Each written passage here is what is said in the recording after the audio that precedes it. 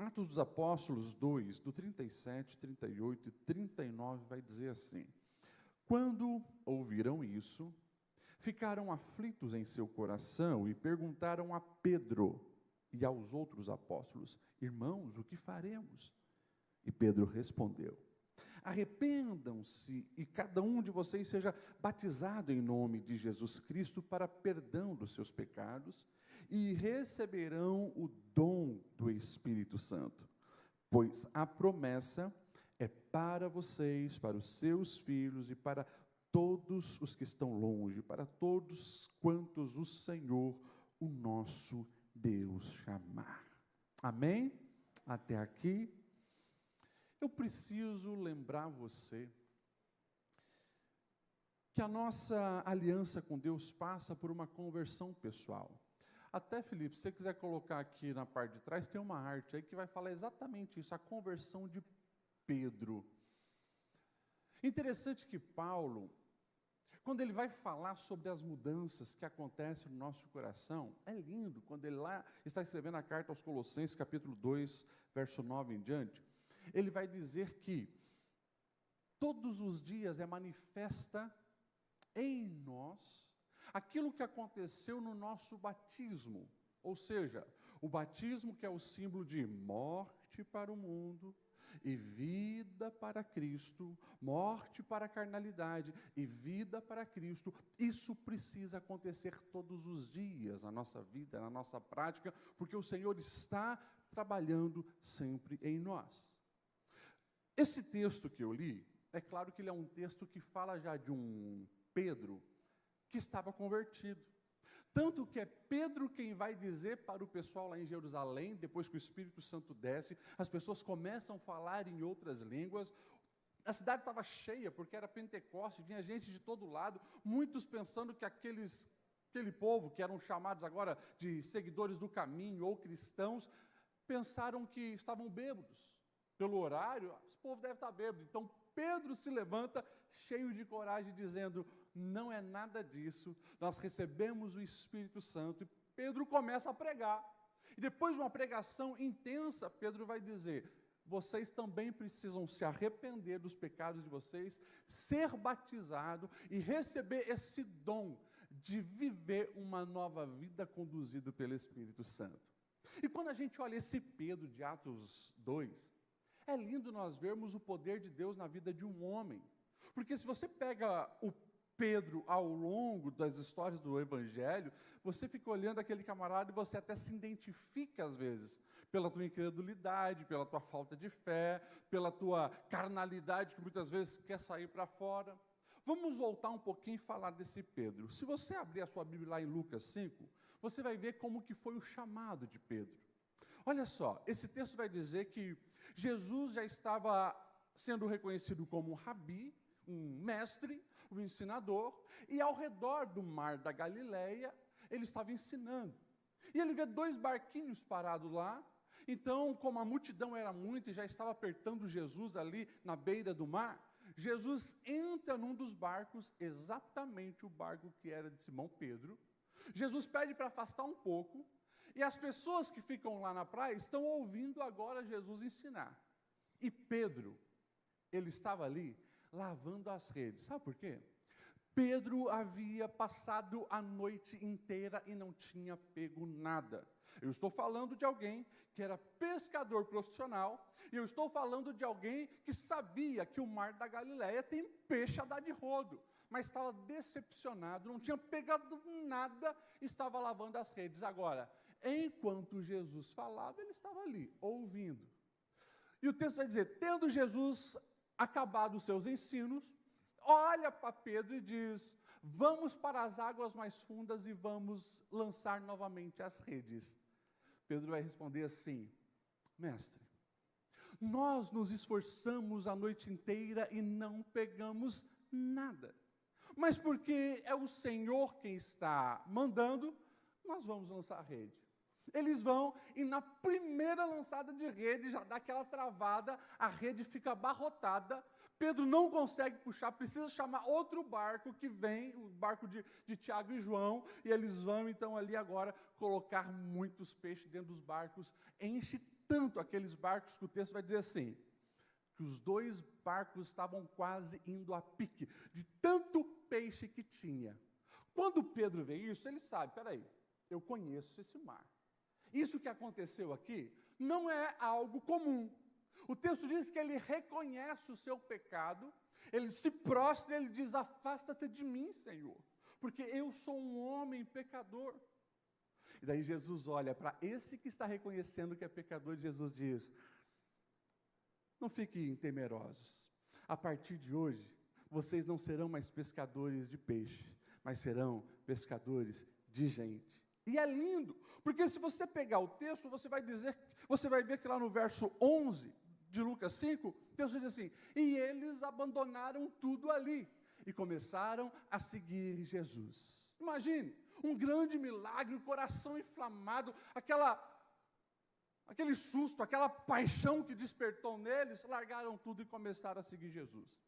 E nós vamos ver que, de fato, Pedro, ele coloca o coração dele naquilo.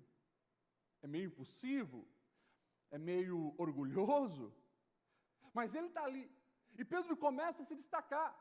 Quando Jesus leva os discípulos lá em Cesareia de Filipe, um lugar muito politeísta, imagine, tinha estátua do imperador, tinha estátua para Baal, tinha estátua para as divindades todas daquela época. Jesus faz uma pergunta, quem o povo está dizendo que eu sou? E daí os discípulos começam a responder, olha, estão dizendo que talvez tu é Elias. Estão dizendo que você pode ser Jeremias ou um dos profetas. E daí Pedro se destaca dizendo, tu és o Cristo, o Salvador. E daí Jesus vai dizer, isso não veio de você, Pedro, foi o Pai que te revelou. Tu és Pedro e sobre essa pedra edificarei a minha igreja. E é claro que muitos confundem achando que Pedro é a pedra, mas Jesus falava da afirmação de Pedro. Enfim, Pedro se destaca. Em outro episódio que você conhece também, Jesus vai caminhando sobre as águas enquanto os discípulos deles estão no meio da tempestade, e quando Jesus diz, não temas, sou eu, é Pedro quem se levanta e diz, Senhor, se for tu mesmo, eu quero também caminhar sobre as águas. E Pedro sai do barco e começa a caminhar sobre as águas, depois ele afunda, Jesus o socorre, mas ele vive esse milagre. Esse é o Pedro. Só que Pedro, ele ainda não havia passado por uma rendição total ao Senhor e uma conversão. Como assim, pastor Lediel? Não passou por uma conversão? O próprio Jesus vai dizer para Pedro, Pedro, escute, Satanás pediu autorização para te peneirar. Eu intercedi ao Pai pela sua vida. E você, Pedro, quando se converter, vai e fortalece os seus irmãos. E a gente começa a perceber que o Pedro, ele tinha de fato algumas coisas que não eram legais. Não evidenciavam alguém que estava com o coração rendido a Jesus. Estava junto, era chamado de discípulo, seguia Jesus, vivenciou milagres, não apenas viu milagres, ele vivenciou milagres, mas ainda o coração não estava totalmente rendido. Prova isso, pastor Lediel? Eu provo. Quando a gente olha para a palavra, ali em Mateus 16, do 21, o texto vai dizer o seguinte, desde aquele momento Jesus começou a explicar aos seus discípulos que era necessário que ele fosse para Jerusalém e sofresse muitas coisas nas mãos dos líderes religiosos. Jesus sabia como ele ia ser perseguido e como ele ia ser morto. E quando ele começa a falar disso, olha a fala de Pedro. Então Pedro chamou à parte e começou a repreender Jesus, dizendo, nunca, Senhor, isso nunca vai acontecer. E Jesus virou-se e disse para Pedro, para trás de mim, Satanás, você é pedra de tropeço para mim, e não pensa nas coisas de Deus, mas nas coisas dos homens. Olha só, o diabo usando a boca de Pedro, para lançar uma palavra a Jesus, para desistir do sofrimento que ele deveria ter por mim e por você. Ou seja, um Pedro, segundo a palavra de Jesus, que estava muito mais focado nas atividades terrenas, do que nas atividades celestiais.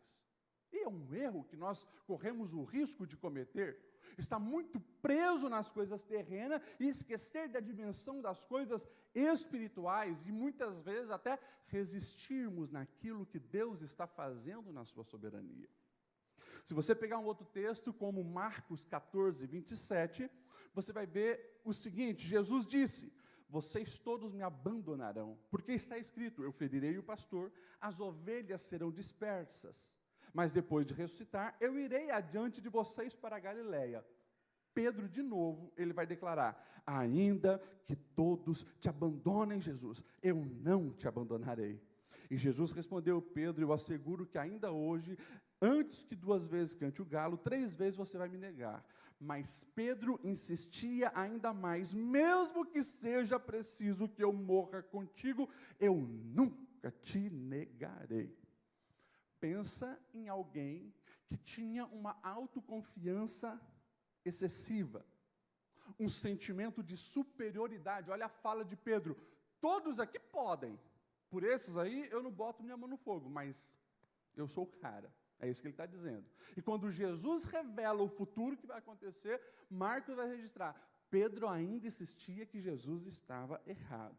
Ou seja, orgulhoso na sua capacidade de ser corrigido pelo Deus encarnado, que ele chamava de mestre. Se você pegar um outro texto, por exemplo, em Mateus 26, o 40 e 41, você vai ver o texto dizendo o seguinte: depois voltou aos seus discípulos e os encontrou dormindo, ou seja, lá no Getsêmani, antes de Jesus ser preso. E Jesus disse: vocês não puderam vigiar comigo nem por 1 hora. E perguntou a Pedro: vigiem, para que não caia em tentação. O espírito está pronto, mas a carne é fraca. Ou seja, era um momento de maior alerta no ministério de Jesus. Jesus pediu para que eles ficassem ali orando, porque o próprio Jesus reconheceu: a minha alma está terrivelmente aflita, e eles tiveram incapacidade de preservar na oração. Ou seja, um Pedro que se achava o cara, mas era displicente espiritualmente falando.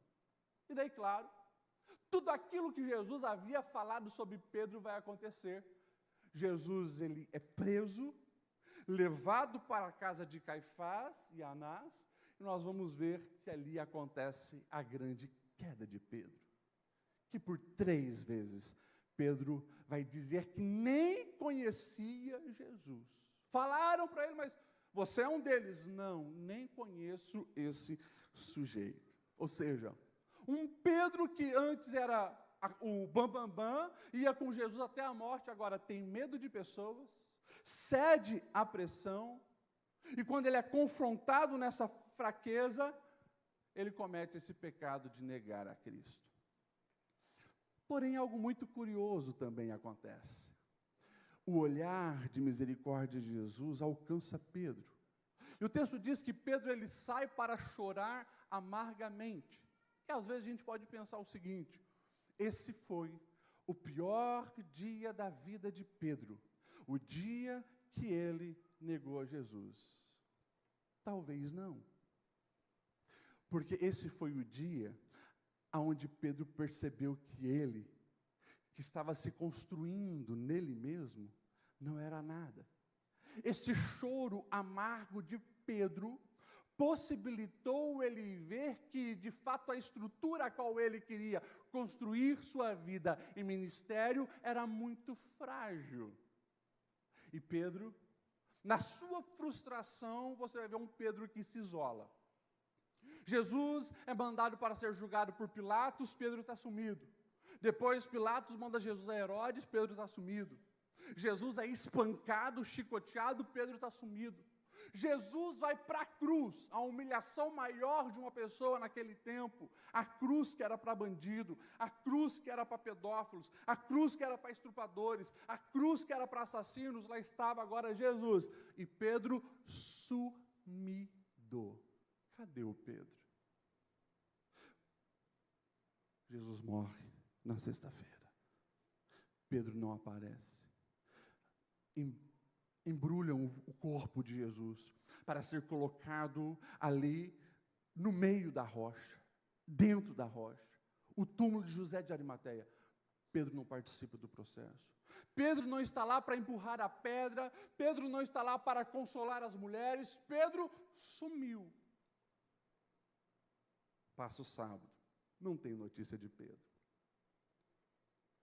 Chega no domingo bem cedo, as mulheres vão ao sepulcro, porque elas precisavam terminar o processo de embalsamar o corpo do mestre. Elas iam se perguntando no caminho, quem vai tirar a pedra para a gente?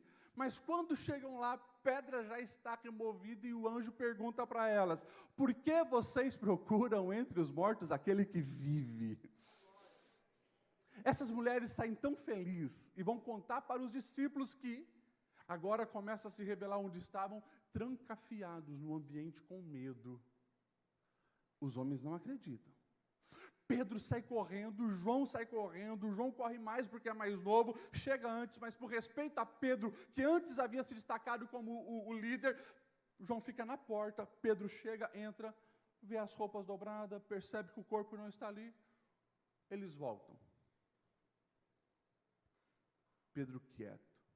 Por 2 vezes, Jesus vai aparecer para os discípulos, uma sem Tomé, outra com Tomé, o líder impulsivo, quieto, frustrado, decepcionado com ele mesmo.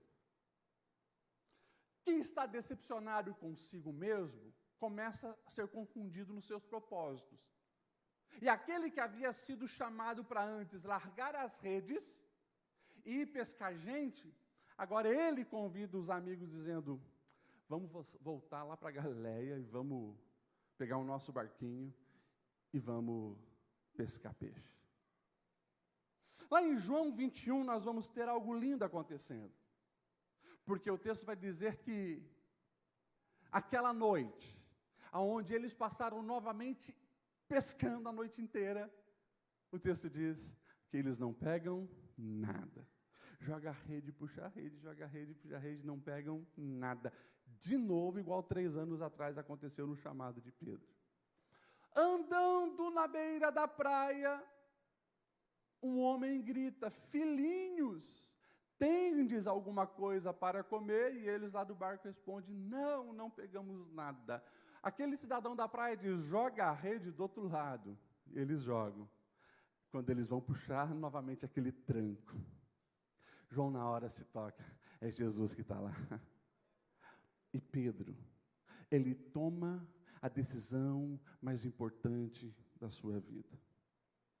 Ele não vai fugir de Jesus, mas o texto diz que Pedro agora ele vai mergulhar, porque ele sabe que ele precisa mergulhar e não nadar para longe de Jesus, mas ao encontro de Jesus.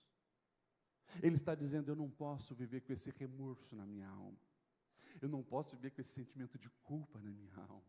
Eu não posso viver com esse peso na minha alma. Eu não fui chamado para estar levando cargas desse tipo. Ele vai ao encontro de Jesus. E é lindo porque Jesus, ele foi por causa de Pedro nesse encontro. Quando Pedro chega na praia, já tem o braseiro, tem pão, tem peixe, a comida está garantida. E Jesus, depois de comer com os discípulos, chama Pedro para o lado. E faz as famosas 3 perguntas. Pedro, tu me amas? Pedro, tu me amas? Pedro, tu me amas? E se você observar esse texto, Jesus primeiro coloca lá em cima, Pedro, tu me amas? Aqui a expressão no grego é agapau, o amor perfeito, mais do que os outros, como ele lhe dizia. E Pedro ali, quando vai responder, ele usa a expressão de amor filéu. Jesus, eu gosto de ti. Pedro, tu me amas? Eu gosto de ti. Daí Jesus joga lá embaixo, então tu gosta de mim? O texto diz que Pedro fica entristecido e ele vai dizer, Senhor, tu sabes todas as coisas, tu sabes que eu te amo. Agora, é lindo quando nós vamos ver, depois de toda a resposta de Pedro, que estava sendo desconstruído por Cristo, ao ser perguntado 3 vezes, confrontando as 3 negações que ele fez, todas elas Jesus falou, então vem, apacenta as minhas ovelhas. Pedro, tu realmente não tem esse amor todo. Pedro, tu não é essa bola toda. Pedro, tu não é a última bolacha do pacote na nossa linguagem, mas eu tenho um plano contigo. Apacenta as minhas ovelhas. Pedro passa por esse processo de restauração. E então nós vamos chegar no texto que nós vamos ver aqui. Esse texto é 50 dias depois da crucificação, Pentecostes, 50 dias após a Páscoa. Pedro é um homem cheio do Espírito Santo, não mais sustentado em si mesmo, não mais sustentado no seu orgulho, no seu achismo, mas dependente totalmente de Deus. Agora ele com ousadia se levanta e começa a pregar quem é Jesus, convidando as pessoas para se arrependerem. Passando esse episódio, eles estão em Jerusalém, no templo, falando a respeito de quem é Jesus, ensinando sobre Jesus. Os religiosos os cercam, proíbem eles de falar, e o texto vai nos dizer, Atos 4, 18 e 20, então chamando-os novamente, ordenaram que não falassem nem ensinassem sobre Jesus. Mas Pedro respondeu, julguem os senhores mesmo, se é justo aos olhos de Deus obedecer aos senhores e não a Deus, pois não podemos deixar de falar do que vimos e ouvimos. O Pedro, que na pressão daquela noite fatídica onde ele nega, agora ele está aqui mostrando extrema convicção. Ele sabe no que ele acredita. Ele não tem mais medo da opinião das pessoas. Ele viveu uma experiência com o Cristo ressurreto. Isso basta, isso converteu o coração dele. Ele vive de maneira diferente.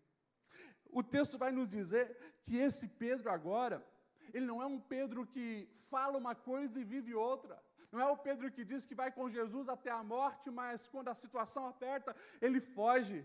Se você for lá em Atos 12, é o Pedro que é preso por não negar Jesus. Você vai ver que é um Pedro, e nas suas cartas revelam isso, não mais o que se achava melhor, não mais o Pedro soberbo e orgulhoso, mas é um Pedro que ele diz assim, olha, sejam todos humildes uns para com os outros, porque Deus se opõe aos orgulhosos, mas Ele concede graça aos humildes.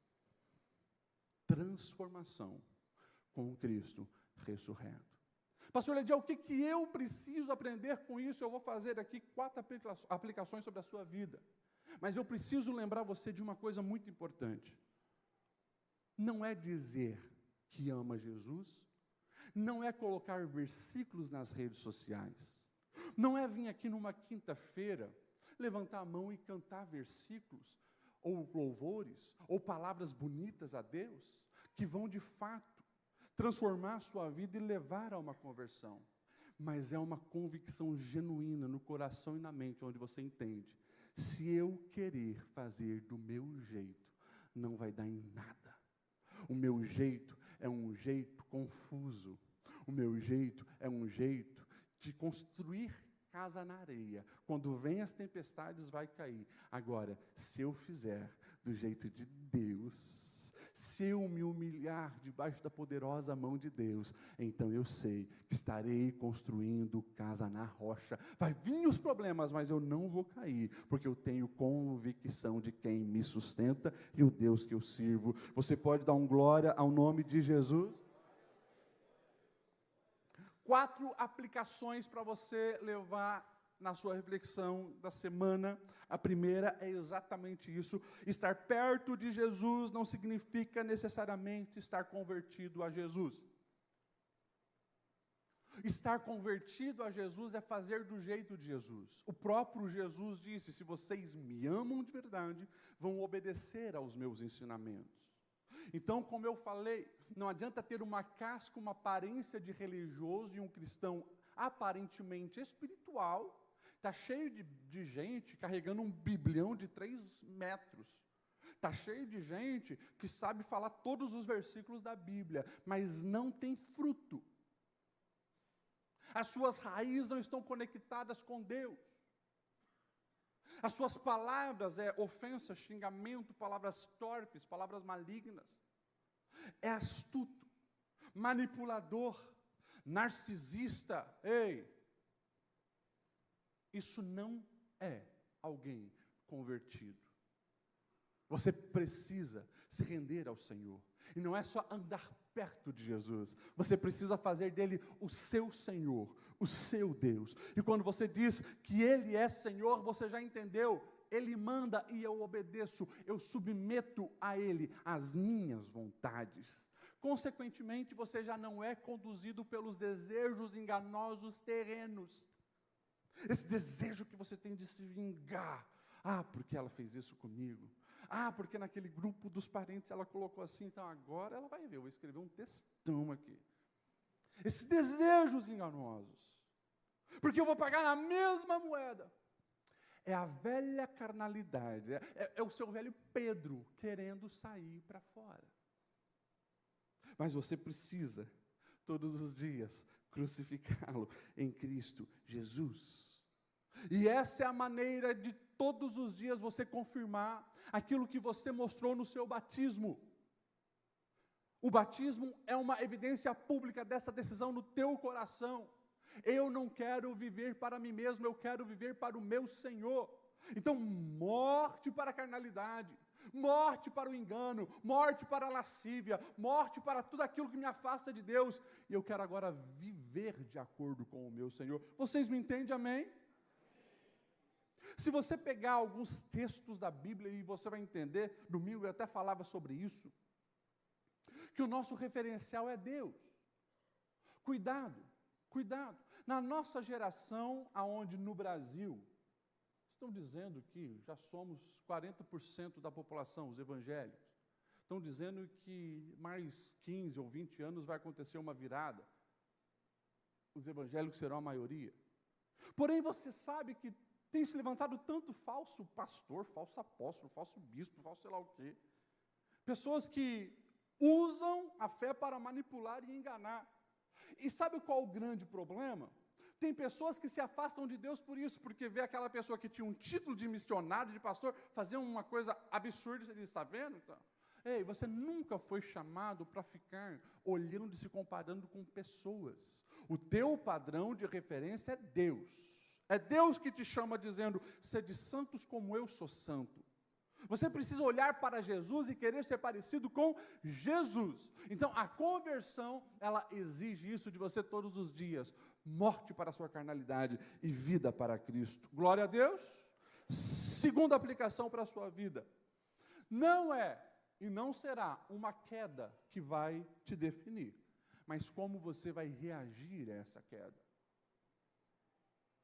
Pedro negou, Judas traiu. A gente pode até dizer que os dois traíram. Um vendeu Jesus, dizendo qual lugar que ele estava, o outro também vendeu Jesus, negando, não quis se meter, dizendo que nem conhecia. Os dois traíram.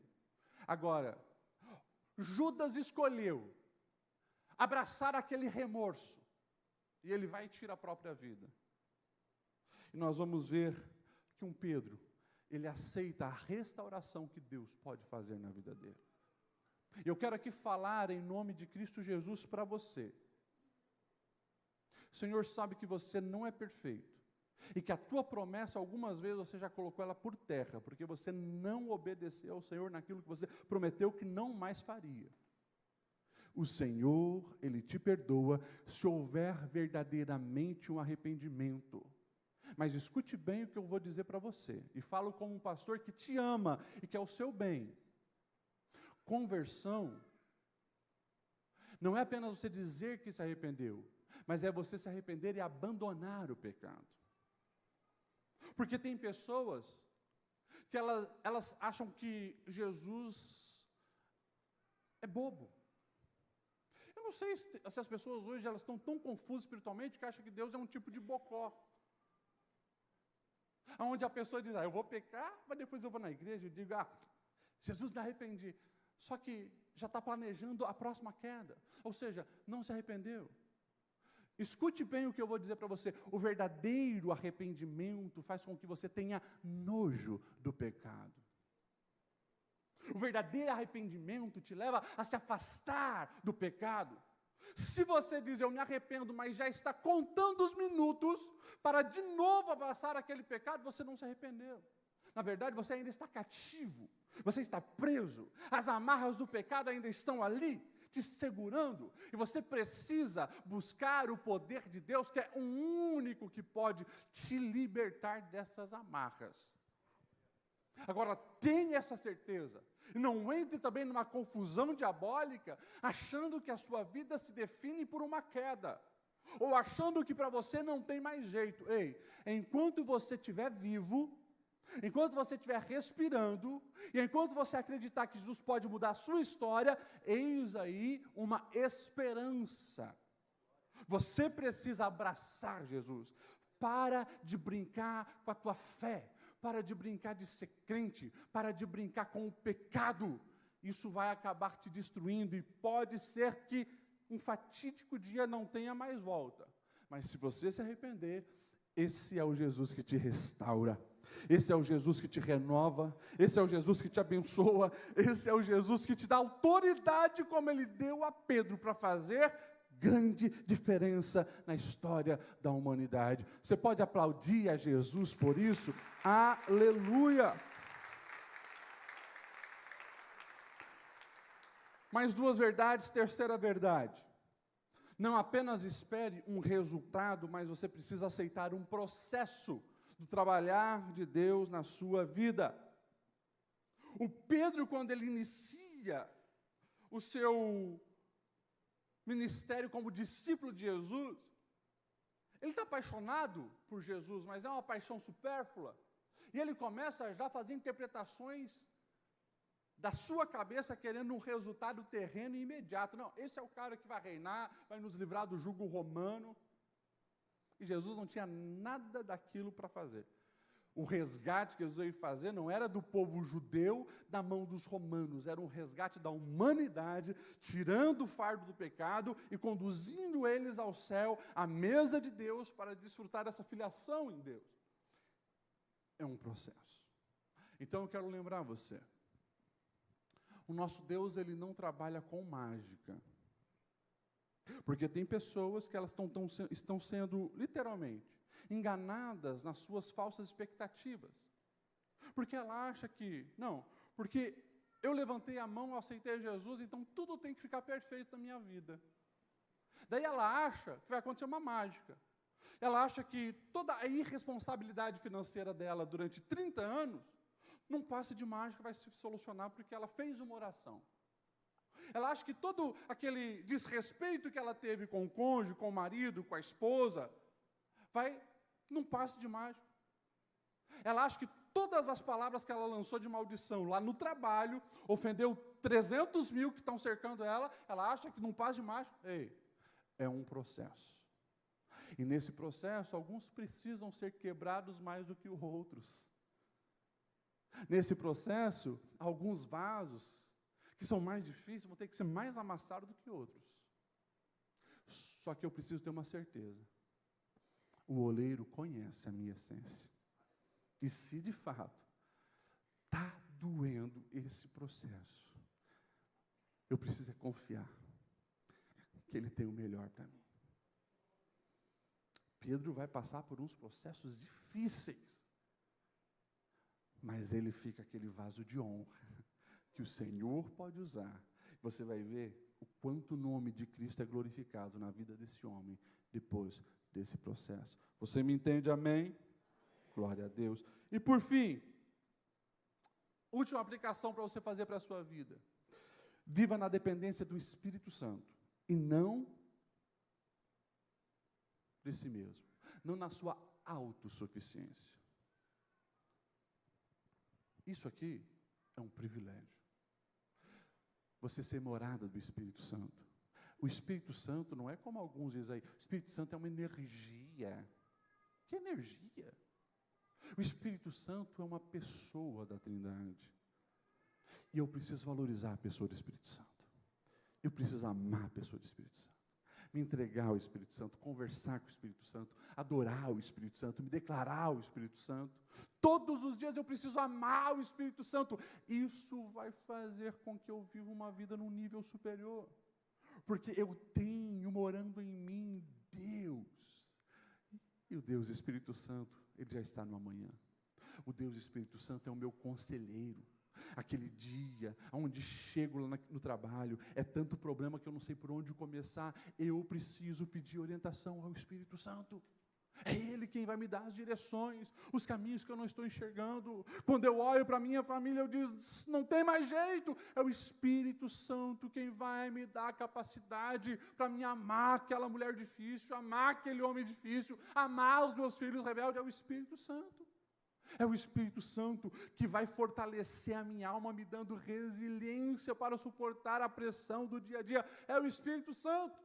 Então eu quero falar aqui como um profeta de Deus para você: não negligencie o Espírito Santo e para de sofrer achando que a força do seu braço. É o Espírito Santo quem vai te renovar, te fortalecer, te guiar, te ajudar, e aquilo que você não consegue enxergar, Ele vai te mostrar os caminhos certos. Você recebe essa palavra em nome de Jesus? Vamos se colocar em pé. Aleluia. O Senhor, Ele está muito interessado na sua verdadeira conversão. Ele está muito interessado que você pare de se achar aquele que pode todas as coisas. Não, você não pode nada sem Deus. Jesus já havia falado sobre isso: sem mim nada podeis fazer. Mas eu quero lembrar você, tendo essa aliança com os céus, tendo essa parceria com o Espírito Santo, você está potencializado a viver grandes bênçãos na sua vida. Você, em parceria com o Espírito Santo, vai governar. Você, em parceria com o Espírito Santo, vai edificar um lar feliz, um lar abençoado. Em parceria com o Espírito Santo, você não vai mais viver com um coração egoísta só para você mesmo. Você vai transbordar vida em todos aqueles que te cercam. Eu quero orar por você. Feche os seus olhos. Deus, obrigado, Senhor, pela tua palavra. E obrigado pelo exemplo, Senhor, da conversão de Pedro. Como a gente se identifica. Quantas vezes nós somos um Pedro rebelde, um Pedro que se acha, um Pedro que cede pressão, um Pedro que nega o teu nome, mas nós também nos arrependemos e abrimos o coração para o seu trabalhar. Eu peço a tua bênção sobre os meus irmãos. O Senhor conhece cada coração e cada vida, Senhor, e que de fato o teu favor seja sobre eles. Eu peço nesse momento que o Espírito Santo esteja renovando os meus irmãos, dando as habilidades necessárias, a sabedoria necessária, dando a comunhão necessária, dando a vida necessária, dando o renovo dos céus. Espírito Santo, venha sobre nós. Espírito Santo, venha sobre nós, gerando cura na alma, discernimento de espírito. Espírito Santo, dai-nos o amor necessário, a capacidade de perdoar. Dai-nos, Espírito Santo, ânimo para viver. Dai-nos, Espírito Santo, as habilidades que precisamos, os frutos que precisamos, porque queremos ser bênção, assim como Pedro foi. Eu quero, Senhor, pedir na vida dos meus irmãos, que as manifestações de uma conversão genuína aconteçam aonde eles forem, no que eles fizerem, e que realmente o seu nome seja glorificado na vida deles. Assim eu oro, em Cristo Jesus, amém e amém.